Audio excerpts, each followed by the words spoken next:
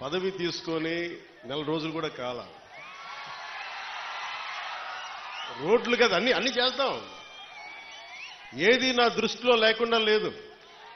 ఒక ఆడబిడ్డ, ఒక తల్లి వచ్చి, అన్న నా బిడ్డ 9 నెలల నుంచి కనిపించట్లేదు,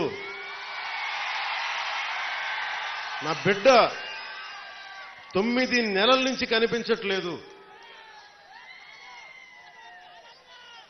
2 రోజులు దాటితేనే ఇంక దొరకదని చెప్తారు, మర్చిపోండి మీ బిడ్డనని చెప్తారు ఉన్నత పోలీసు అధికారులు.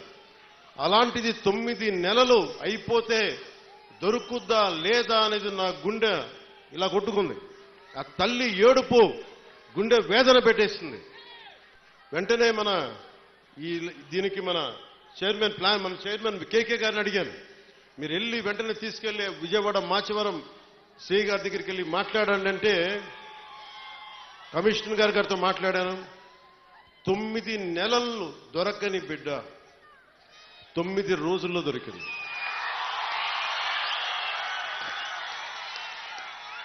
నేను ఈ 9 రోజులు నవరాత్రులాగా అయిపోయినాయి నాకు. ఆ బిడ్డ దొరుకుద్దా లేదా తల్లిని ఒకటే వేడుకున్నా. తల్లి ఒక ఇంట్లో పెంచిన ఆడబిడ్డ ఎటు వెళ్ళిపోయిందో తెలియదు. ఆ బిడ్డ దొరికే వరకు చూడు తల్లి అని చెప్పి ప్రతిరోజు రాత్రి ప్రార్థించాడు. నా ప్రార్థనలు ఆంధ్రప్రదేశ్ పోలీస్ శాఖ సమర్థత, ధైర్య సాహసాలు, వారి అపార నైపుణ్యం కేరళలో చూశారు, బెంగళూరులో చూశారు. ఎక్కడ భీమవరం, ఎక్కడ విజయవాడ, ఎక్కడ జమ్మూ అండ్ కాశ్మీర్. ఆ బిడ్డ జమ్మూ అండ్ కాశ్మీర్లో దొరికింది. జమ్మూ అండ్ కాశ్మీర్ పోలీసు వెళ్ళి తీసుకొచ్చారు. ఇదే 30,000 మంది ఆడబిడ్డలు అదృశ్యం అయిపోతే ఒక్కరు మాట్లాడలే గత ప్రభుత్వం.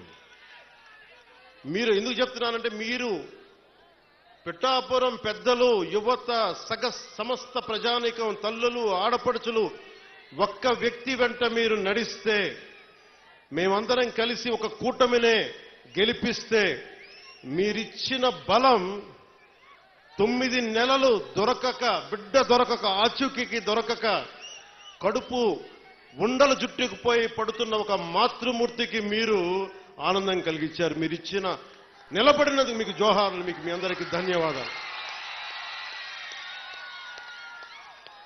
అంటే ఇది 9 నెలలు దొరకంది 9 రోజుల్లో దొరకగలిగింది అంటే పోలీసింగ్లో తప్పు లేదు, వ్యవస్థలో తప్పులు లేవు, వ్యవస్థని నడిపించే నాయకత్వంలో తప్పు ఉంది. సరైన నాయకత్వం గనక రాష్ట్రాల్లో ఉంటే ఇలాంటి సమస్యలు చాలా తక్కువలో ఉంటాయి. నా దాకా మొన్న ఉన్నతాధికారితో మాట్లాడుతున్న, మీ దాకా ఎవరో వచ్చారు నా దగ్గరికి,